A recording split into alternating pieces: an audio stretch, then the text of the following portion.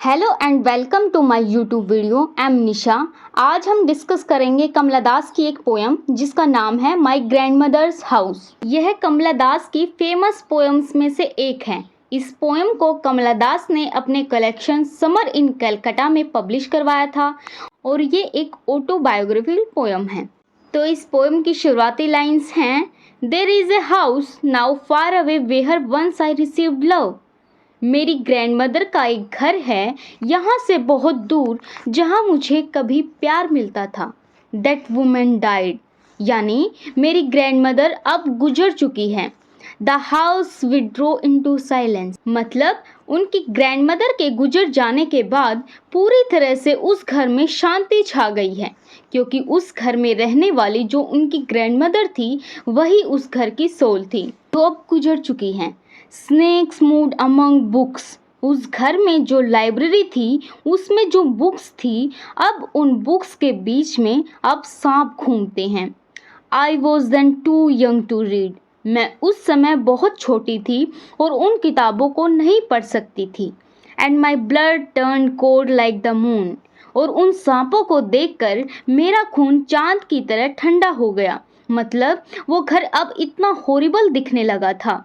How often I think of going there, यानी मैंने न जाने कितनी बार ये सोचा कि मैं वापस वहाँ जाऊँ।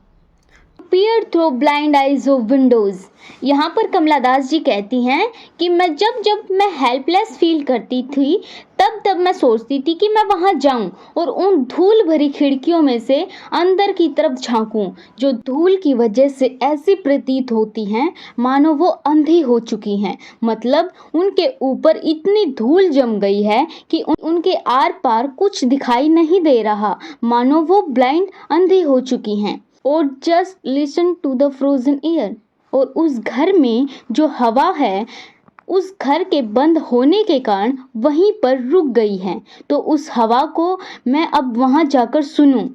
और इन वाइल्ड डिस्पायर, या फिर उदास होकर pick an armful of darkness to bring it here to lie behind my bedroom door like a brooding dog.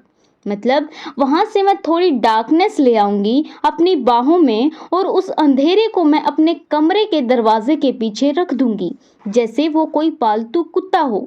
यानी यहाँ उस घर में डार्कनेस के अलावा अब कुछ नहीं है, लेकिन मैं अब उस अंधेरे को ही अपने साथ अपनी बाहों में लेकर आना चाहूँगी, ताकि मेरी ग्रैंडमदर के घर का कोई हिस्सा तो मेरे पास रहे।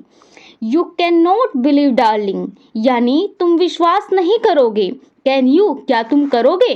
That I lived in such a house and was proud and loud, क्या तुम विश्वास करोगे कि मैं ऐसे किसी घर में रहा करती थी जिस पर मुझे बहुत गर्व था और जहाँ मुझे बहुत प्यार मिलता था। I who have lost my way, मैं अब अपना रास्ता खो चुकी हूँ। And beg now at strangers doors to receive love, यानी वो जो प्यार मुझे मेरी ग्रैंडमदर के घर में मिलता था वो अब खो गया है, और अब मैं स्ट्रेंजर्स यानी जो अजनबी हैं उनसे अब वो प्यार मैं मांगती हूँ। एटलीस्ट इन स्मॉल चेंज, यानी कि अगर मुझे वैसा प्यार न मिले जैसा मुझे मेरी ग्रैंडमदर करती थी, तो मुझे कम से कम उसका छोटा हिस्सा ही मिल जाए।